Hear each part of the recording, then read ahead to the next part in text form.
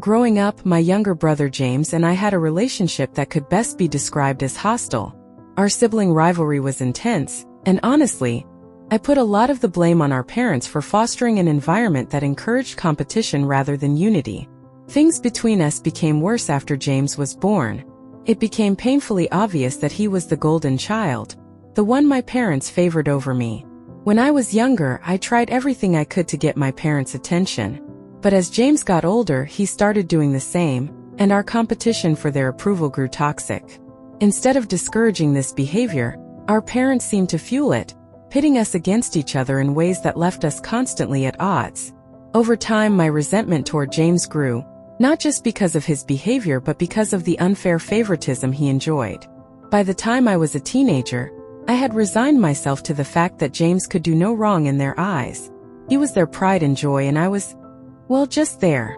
That favoritism drove an even deeper wedge between us, and our arguments escalated from petty childhood disputes to full-blown, nasty confrontations. The breaking point came 5 years ago during a holiday visit home from college. I don't even remember what sparked the fight between us, but the fallout was something I'll never forget. That evening, James started throwing a tantrum about how his debit card had gone missing earlier in the day. He whipped the whole house into a frenzy, demanding that everyone help him search for it. We tore the house apart looking for the card but couldn't find it anywhere, until James miraculously discovered it in my wallet. He immediately started screaming, accusing me of stealing it. I was stunned. I knew he had planted it there, but before I could even defend myself, James escalated things further. Claiming he didn't trust me, he pushed me out of my own room and locked the door behind him. He said he needed to search my belongings to see if I had purchased anything with his card. My parents? They just stood there and let it happen, not stepping in to stop him or even questioning his absurd behavior. What hurt most wasn't just James's accusations but my parents' complete lack of support. Even if I had stolen his card, which I hadn't, I wouldn't have known how to access his funds. It was a ridiculous claim. But logic didn't seem to matter in my family. As if planting the card wasn't enough, James came out of my room a few minutes later holding a brand new MacBook. With a smug look, he declared that I had used his money to buy it and drained his bank account in the process.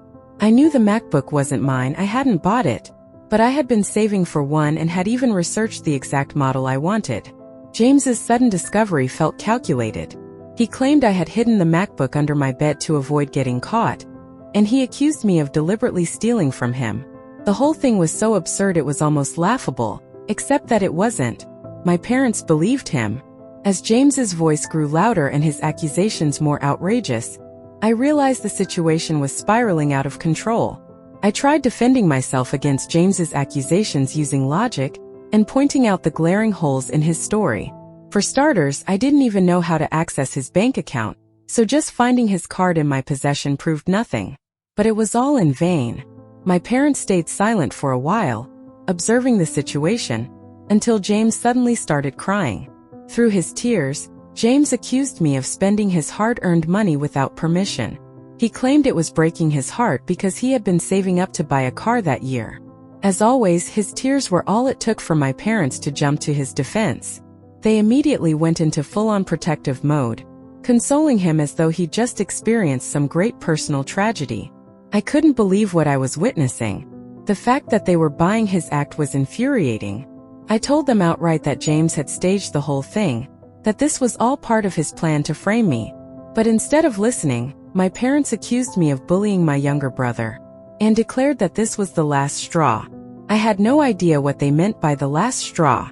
I kept trying to defend myself, but they shut me down, saying they didn't want to hear another word. My mom went on to say that James would never lie about something like this, and my dad added that they were ashamed to have raised a thief. That's when they told me to pack my things and leave the house immediately. Even as I was gathering my belongings, I begged them to listen, to believe me, to at least consider that James was lying. But they had already made up their minds. Not only did they want me out of the house, but they also announced they would no longer be sending me any financial support, which meant I wouldn't be able to pay for my tuition in my final year of college. I had some savings, but it wasn't nearly enough to cover my expenses. I fought hard to convince them not to kick me out, but it was useless. That day, I left my childhood home with nowhere to go and ended up at my aunt's house. My aunt, my mom's older sister, was incredibly understanding. She and her husband pulled together enough money to help me cover my college expenses for that year. I will forever be grateful to them for that.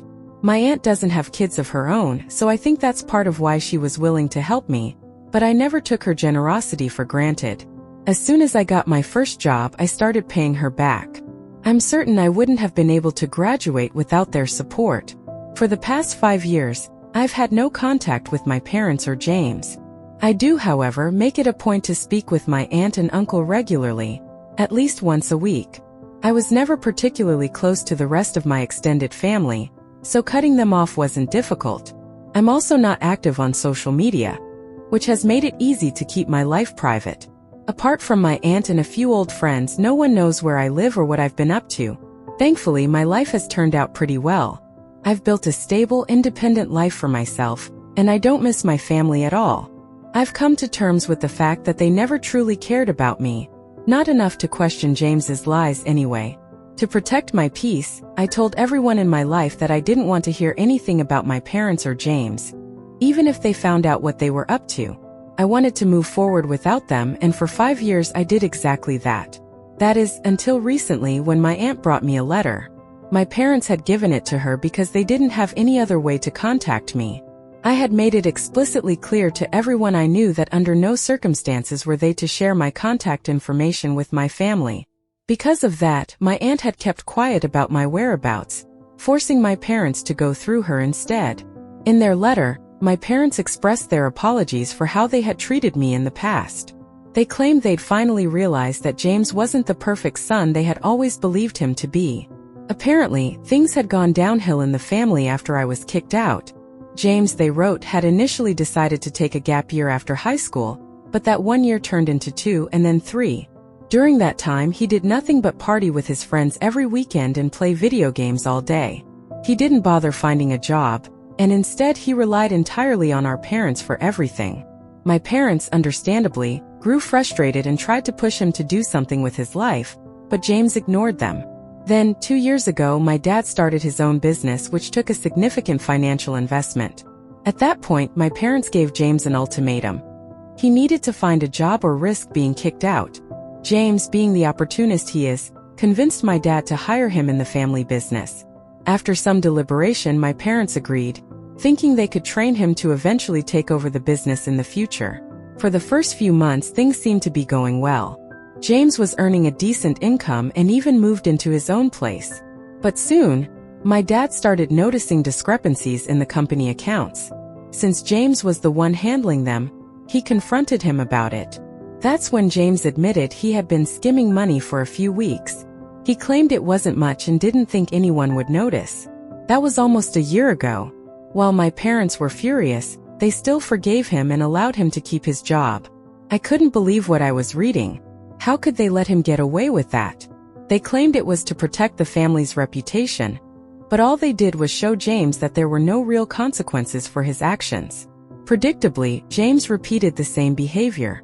The second time he was caught stealing, he once again apologized profusely and begged my parents not to fire him. And once again it worked. But as they say, the third time's the charm. A few weeks ago, James was caught stealing from the company yet again. This time my parents decided enough was enough. They fired him and filed a lawsuit against him for embezzlement. They were determined to pursue the case in court rather than settle through mediation, both to recover the stolen money and to hold James accountable for his actions. The letter wasn't just an apology. It was also a request for my help. My parents wanted me to testify against James, to prove his pattern of deceit and dishonesty. They also acknowledged for the first time that they had been wrong to accuse me of stealing 5 years ago. They admitted that James had likely framed me to get me in trouble, and they expressed regret for not believing me at the time. Reading those words should have brought some closure, but instead I felt nothing. It had taken them 5 years to realize the truth. 5 years of silence and neglect while I struggled to build a life for myself. And even now, their apology seemed less about genuine remorse and more about their desperation for my help. The letter also confirmed what I had suspected. James had lived an incredibly easy life after I was gone. My parents had gone soft on him, allowing him to quit working entirely for almost 3 years. While I was juggling work and college, trying to pay back my aunt and carve out a future, James was partying, relaxing, and living off our parents' money. It felt deeply unfair. An apology wasn't going to fix that. And even if their apology was genuine, I wasn't sure I cared. I had moved on with my life and I was happy with where I was.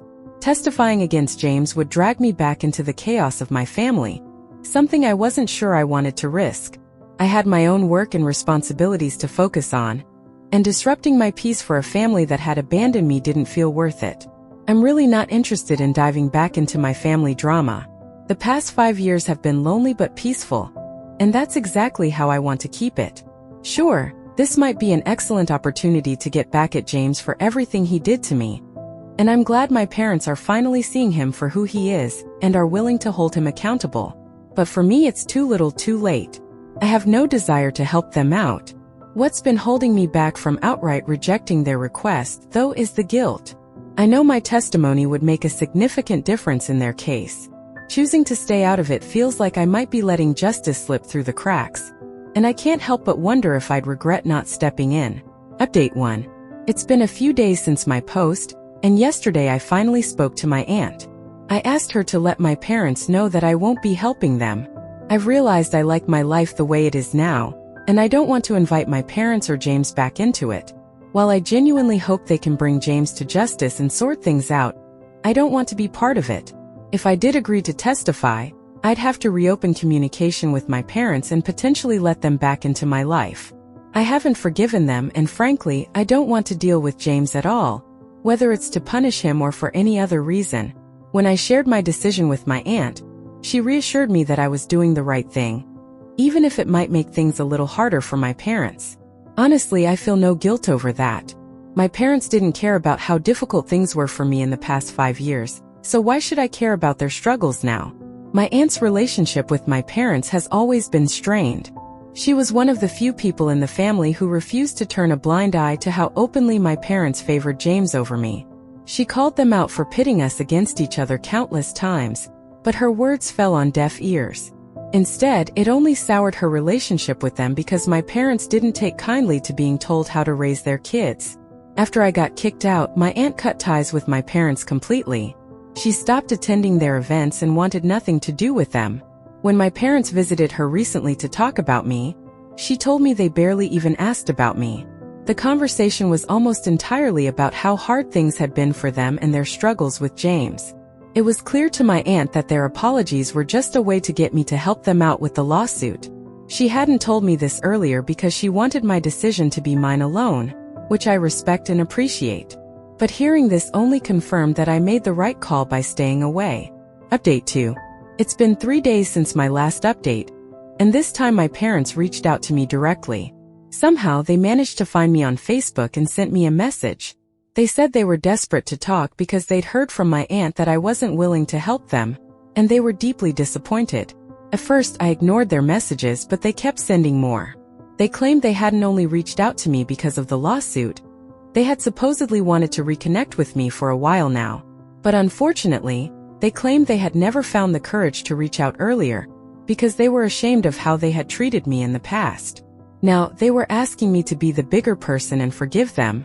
They said that in the past few months, as James started acting out, they'd realized they made a huge mistake by kicking me out and cutting me off.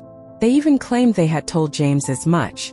I didn't understand why they thought sharing this with me would help.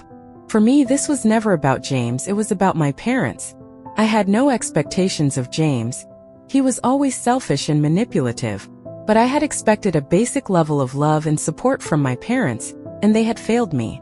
After everything they put me through emotionally, I didn't feel any obligation to help them, or even respond to their messages. For 2 days, their messages didn't stop. Finally, I sent a reply, stating firmly that I wasn't interested in getting involved, and didn't appreciate their guilt-tripping tactics. I let them know I would be blocking them and asked them to respect my boundaries by not contacting me again. Then I followed through and blocked them. I know this might not stop them entirely. They'll likely find another way to contact me, but for now this was my solution. From what I've heard, they've been badgering my aunt as well, trying to get her to convince me to help. but even she has been ignoring them. I don't even understand why they're so desperate for my testimony. From what I can tell, they have enough evidence against James to handle this without me. Maybe they just want to be thorough, or perhaps they see me as a backup now that James has let them down. Update 3. I blocked my parents earlier this week and hadn't heard from them for 4 days. I started to think they'd finally given up, but today when I returned home from work, I was shocked to find them waiting for me outside my house. Before I could process what was happening, they jumped up and rushed over to hug me, crying and acting emotional about how long it had been. I was completely disoriented and didn't even react at first. Once I collected myself, I pushed them away and asked what they were doing there and how they'd found me. It was clear I wasn't thrilled to see them, but they didn't care. They told me they had asked around and managed to get my address from one of my old friends. This friend and I are no longer on good terms, so I guess she didn't feel any need to keep my privacy. That's how my parents tracked me down and decided to show up unannounced, claiming they wanted a real chance at reconciling with me. I was exhausted from work, but I didn't want to cause a scene in the street, so I invited them inside. However, I wasted no time making it very clear that I was not going to testify against James in court. I told them that if this was the reason they came, they were wasting their time and should leave. To my surprise, my parents told me that their visit wasn't solely about the testimony against my brother. They claimed they already had enough evidence against him and didn't need me to solidify their case. Offering me the opportunity to testify, they said, was more about giving me a chance to see justice served, something they thought might mean more to me than it did to them. However, they insisted they'd understand if I chose not to take part. What they truly wanted, they said, was to make amends with me and fix the mistakes of the past. I acknowledged their sentiment but explained that I couldn't just forgive them in a matter of days. I needed time and space to process everything, and I felt like they were overstepping my boundaries by continuously pushing their way into my life, especially after I had made it clear in their initial letter that I wasn't ready for contact. I explained that one of the major reasons I had refused to testify was because I didn't want to reopen the door to our relationship when I hadn't forgiven them yet. I pointed out that their constant attempts to force a reconciliation were not helping, but instead making it harder for me to come to terms with the past. At this, they became visibly offended. They argued that 5 years had passed since we'd last spoken, and they knew they'd made mistakes, but they were trying to apologize and fix the situation. They insisted that if I didn't give them a chance, they'd never be able to mend things between us. I found their response frustrating and told them that forgiveness couldn't be rushed just because they wanted it. It had to come naturally, and pestering me wasn't going to speed up the process. It would only push me further away.